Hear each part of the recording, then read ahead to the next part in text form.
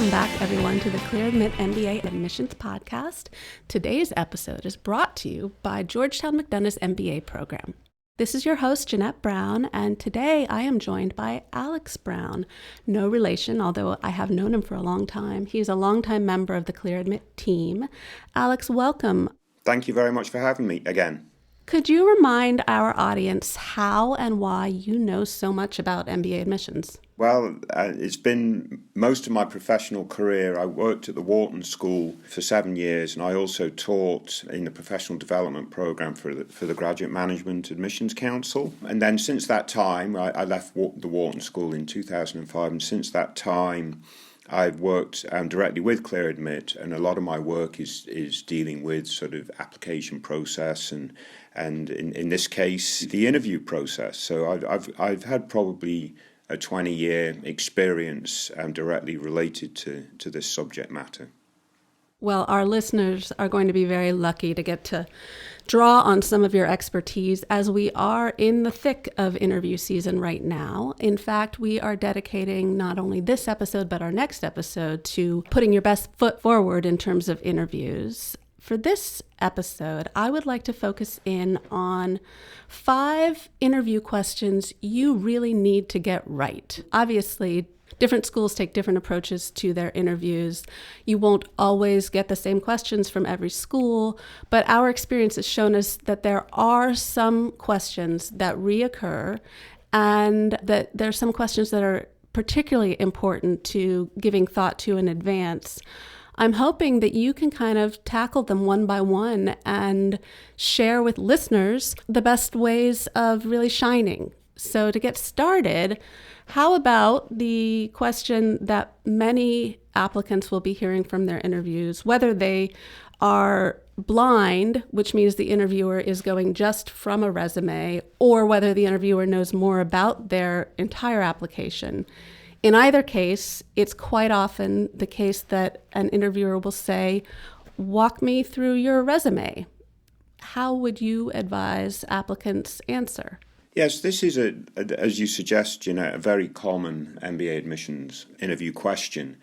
And oftentimes it's the first question that's asked, which presents some additional challenges, I think, for the candidate, because they might be just a little nervous before they've sort of warmed to the interview environment. So walk me through your resume is a very common question. And what it does is it allows the candidate to give a sort of a summary of their experiences and their life to date. And it therefore gives the interviewer some nice groundwork from which to work from subsequently. So the interviewer will likely then ask some follow-up questions based on how the candidate has sort of addressed this question. So from that perspective, it is not only a very common question, but a very, very important question, since it really does set the stage for a lot of the interviews that candidates will have. What I would suggest is trying to come up with a 2 or 3 minute version of your resume in terms of how you go through your resume. And you can start basically with maybe your choice for your undergraduate study and where you studied and what you studied, maybe 1 or 2 highlights, moving quite quickly into your career, into a candidate's career, making sure to explain any choices that have been made, so the whys behind the career choices and the undergraduate choices and so forth. And then sort of highlighting some of the substantial outcomes of each of the choices made in terms of, again, through the early part of the career. So highlighting the whys and then what you've learned, and then bringing the interviewer up to date in terms of why you're now sat here in the interview. But I would suggest 2 or 3 minutes and, basically really try to practice that answer and feel ready for it. Do you have advice for applicants who may be anxious about some part of their resume? Maybe there's a gap, or maybe they have work experience that doesn't seem immediately relevant to what they're trying to do. Any specific advice on how to prepare for those things? Sure. I mean, if the gap in the resume is 3 months or longer, then that does require some explanation. As it would in your written application, you would write a note in your optional essay addressing that gap. And any gap shorter than that, I wouldn't worry about at all. But you can address, in terms of why there was a gap and potentially what other activities you performed during that break, as it were, in your career. And then to the other question, we should realize that the MBA is a generalist degree, in essence, and attracts people from a myriad sort of careers going into the MBA. So obviously quite a number of candidates have consulting backgrounds, investment banking backgrounds, now technology backgrounds, and so forth. But top MBA programs tend to attract people from lots of different fields. So rather than be concerned that your experiences might not be directly related to the MBA, I would focus more on the outcomes of those experiences and what you've learned and how that sort of evolved over time to get you again to this point of why you're interviewing for the MBA program. And quite honestly, taking a look at your resume with fresh eyes from the perspective of someone who doesn't know it as intimately as you do, to kind of anticipate questions that might arise. Absolutely. You know your career, you know your story, you know it better than anybody else. And that's just really strong advice going into any kind of interview, is absolutely know your story and be ready to articulate it effectively. Anticipate that this question will come up. But even if this question doesn't directly come up, knowing your story prior to the interview is essential. Reread your application essays, obviously reread your resume, make sure your resume is up to scratch for the interview, and so on and so forth. You already know you're capable of greatness, but wondering just how much you can achieve isn't enough. To truly have an impact on the world, you have to go find out exactly what you're made of. It's what sets the doers apart from the merely curious. With a curriculum designed to prepare you for the global stage, plus access to all Washington, D.C. has to offer, Georgetown's McDonough School of Business is the perfect launchpad for your career. Get started at choosegeorgetown.com/MBA. One other thing that dawns on me is we'll hope that applicants have already taken a look at their resume before submitting with regard to jargon. But in case they haven't, or in case it's tempting to describe past work experiences using buzzwords, any advice on that? Any reason why that is a pitfall? Is it a pitfall? It can be a bit of a pitfall. You don't want your resume to be so full of jargon that someone out of your industry, and most likely your MBA interviewer, won't be from your industry.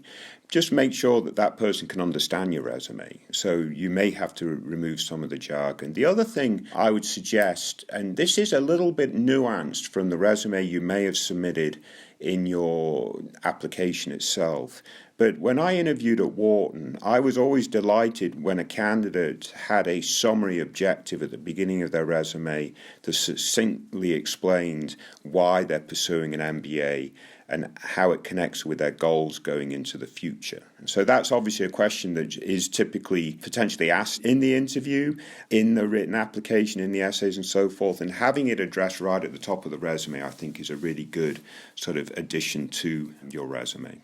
And again, having that objective at the top of the resume be more than to get into a top business school.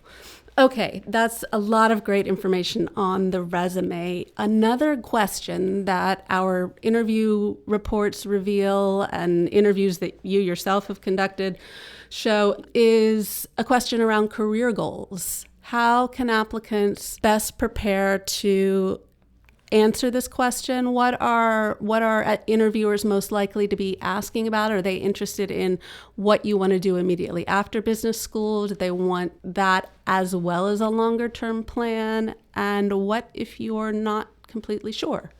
Hopefully, at this stage of the admissions process, you are quite sure in terms of why you're pursuing the MBA and what you plan to do afterwards. And you're not simply getting the MBA to get out of a boring, dull, or tedious situation. And business schools are really keen to get a sense that you have a plan going forward.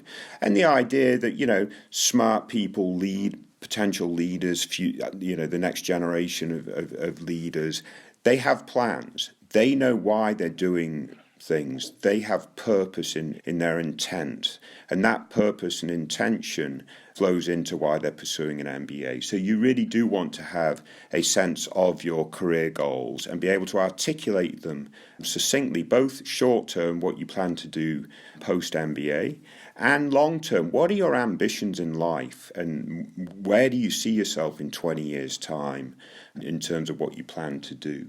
So it really does sort of reflect on your candidacy if you have a well thought through plan. It shows you're more focused, and it shows me as an interviewer that maybe you're right for our program because you can articulate why you plan to be here. And you also need to, or a candidate needs to bear in mind, the 2-year MBA experience, or in some cases 1-year MBA experience, is very intensive in terms of activities inside the classroom, activities outside the classroom, as well as recruiting activities. So someone that goes to the MBA with a well-developed plan will make more out of the MBA experience than someone that's going to the MBA with a much less defined plan. And as an admissions officer, I would want the person that's going to make the most of that experience. And for many programs, they have lots of well-qualified candidates, and oftentimes it's the strength of their purpose and their focus on their goals that helps differentiate great candidates to good candidates. All very helpful advice. Based on my interactions with admissions directors, I hear that one of the things that sometimes can give admissions directors pause is when an applicant has a career goal that is a real reach based on their prior experience or their prior education. Say they want to make a shift from, marketing to private equity. That's not to say you can't make such a shift, but I think admissions directors, at least those I've spoken to, want to hear applicants having recognized some of the challenges inherent in whatever goal they've set for themselves and be thinking through that and have some plans to approach those challenges, like coming in and saying, I recognize that private equity with my background is going to take a lot of work. I plan to hit the ground running. I've talked to this person and this person. I know that School A that I'm applying to and interviewing for with you right now is exceptional in this area. Can you talk a little bit about what career goals are reasonable in the eyes of an admissions director and the best ways to help an admissions director really see that you have thought through not only what you want to do, but any obstacles that might be in your way and how you plan to confront them? Sure, and it's interesting that you pick private equity as an example, because I would probably advise anyone not to pick private equity as a career goal unless you're going to one of the you're interviewing at one of the very, very top schools and maybe you have some private equity experience going into the MBA experience, because it is a highly networked industry as such, and of much fewer jobs and so on and so forth. So your example, I think, is very good. And what I would say is, no matter what your career goals are, there's probably certain characteristics of those goals that are critical. One of which is they need to be realistic. And realistic based on your own set of experiences going into the MBA, and then how the MBA experience in that particular school can complement your experiences and help set you up for your short-term goals in that sense. So make sure your goals are realistic. But then the counter or the counterintuitive piece to that is make sure your goals are ambitious. And especially your long-term goal, and your plan then to get to your long-term goal has to be somewhat realistic to get there. But MBA programs, and again, the top MBA programs are, continue their growth because their alumni are very successful. And you need to be able to show, even in the MBA admissions interview, that you fit into that sort of character of potentially being a truly successful alumni. So I would suggest that your MBA goals for sure need to be realistic, but absolutely have to have an element of ambition that sort of complements that. Not everybody should show that they're going to be the next Elon Musk, I should say. But nevertheless, ambition, I think, is an important factor too. So do your research. Candidates should know at this stage of the process what sort of pre-MBA careers set them up for post-MBA careers, and what are less realistic, and especially given the type of school that they're applying to. Do your research and make sure that the admissions committee person that's interviewing you doesn't question the realism of what you plan to do. Terrific. Now, another interview question that many applicants may face as part of the interview is, why do you want to go to Harvard or Yale or Haas, whichever school you're applying to? And you may be speaking to someone who works at that school, or you may be speaking to someone who attended that school. What is the best way to answer why that school is on your list? Again, this is a very common question, very important question, and it is related to the career goals question and so forth. So sometimes the questions will be asked in tandem or as one sort of longer question as such. But schools want to know that you've done your research and recognize how their program in particular can enable your career goals, and how you will make the most of that sort of 1 or 2 year experience in their program.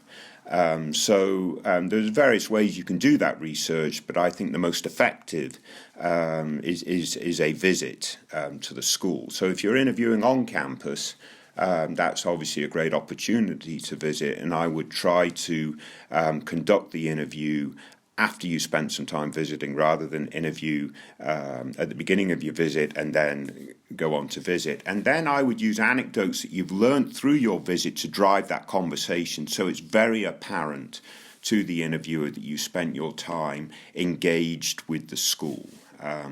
So the very top schools, I should suggest Harvard and Stanford and maybe even Wharton, are going to be less concerned with whether you're going to potentially choose another school over them, in terms of if you're offered multiple choices or multiple admits. But then there are schools that may be a little bit further down the pecking order in a potentially a slightly lower tier, that might have some concern that if you were admitted to our school, would you actually attend, or would you pursue other options at other schools?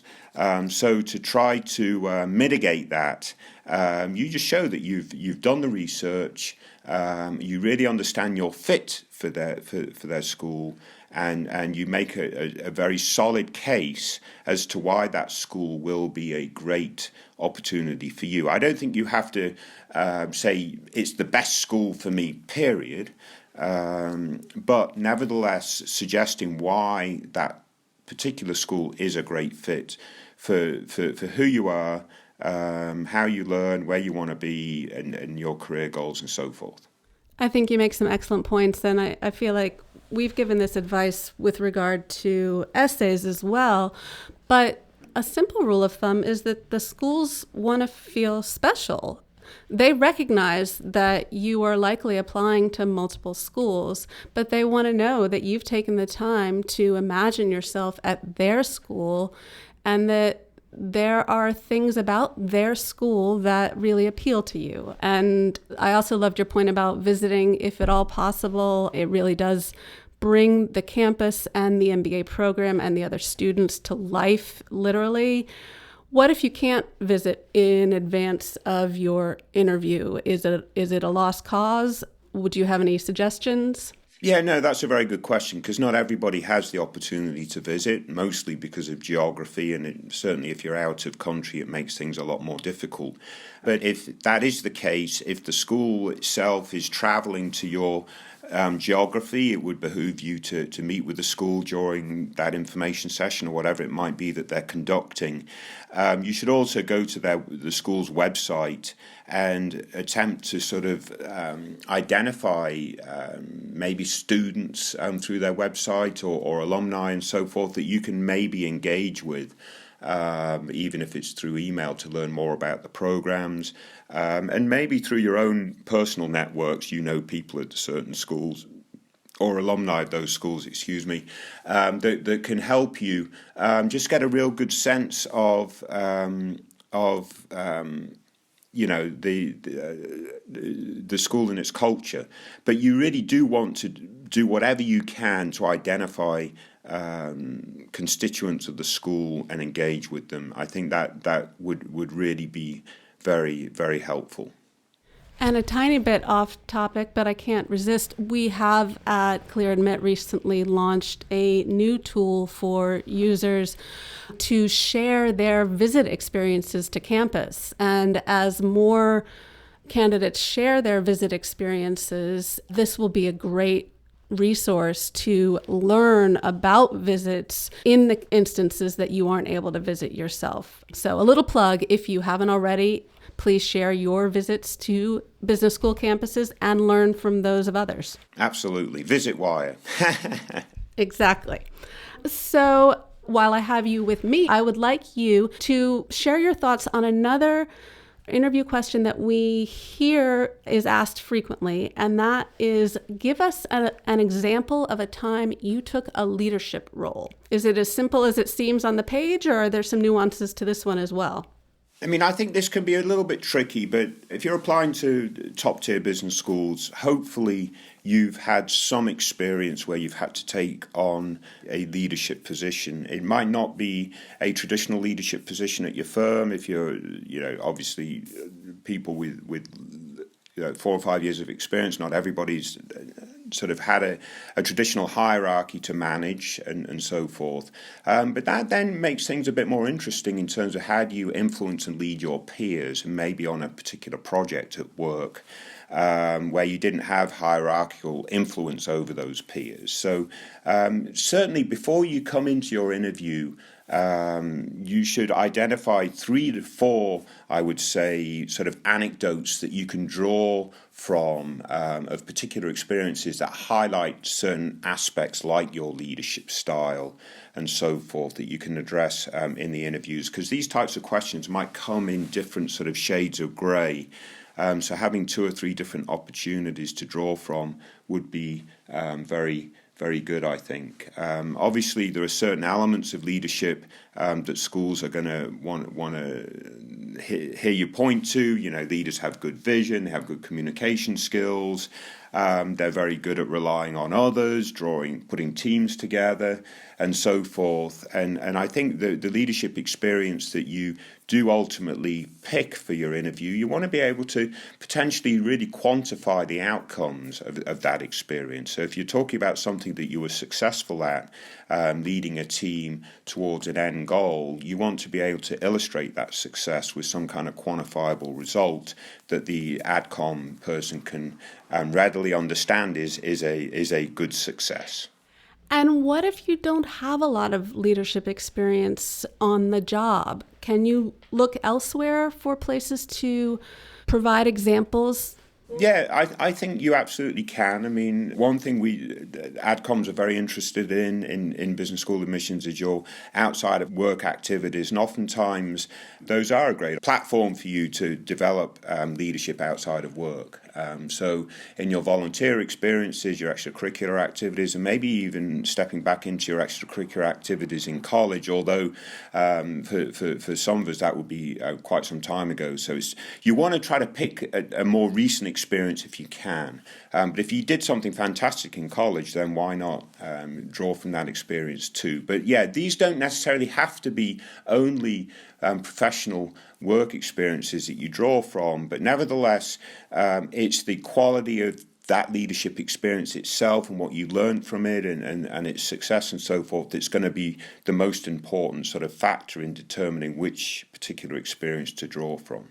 Fantastic. As we said at the outset, these are admissions interview questions that we know appear with regularity in many interviews, regardless of the school. So I think you've given our listeners a great set of tools for approaching them. I wonder, do you have a personal way of finding your balance and calm before you enter into an interview that could feel stressful? Or what might you recommend to applicants, aside from the actual questions that they'll confront, for starting the interview off as smoothly and as confidently and from a place of as few nerves as possible.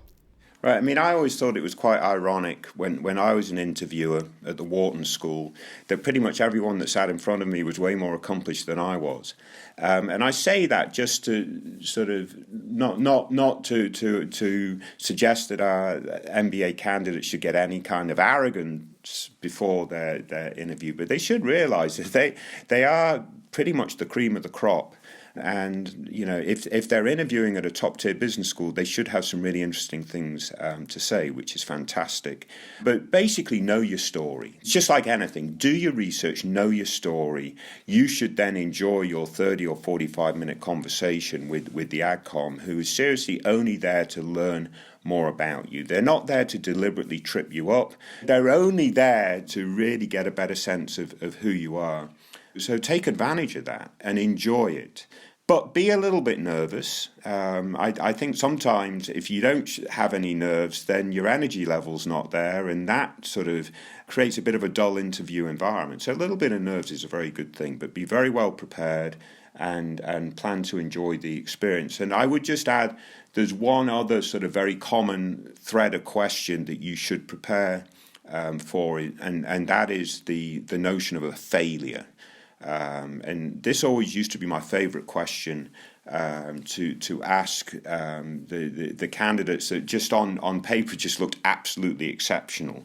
And you could actually almost sideswipe them just a little bit at the end by just asking them about a time where they experienced a failure. And you know, that sort of gets to a candidate's humility, understanding of failure, some self-awareness issues there, and a candidate's capacity to learn from the failure, to grow, and maybe then throw out an example subsequent to the failure that shows that growth and learning. So you really want to show, don't tell in all these sort of answering all these questions, right? So how did you learn from that particular failing? And hopefully when you pick an example of a failure, it's not a catastrophic failure and so forth. So you want to be a little bit careful on the particular anecdote that you do address in that circumstance.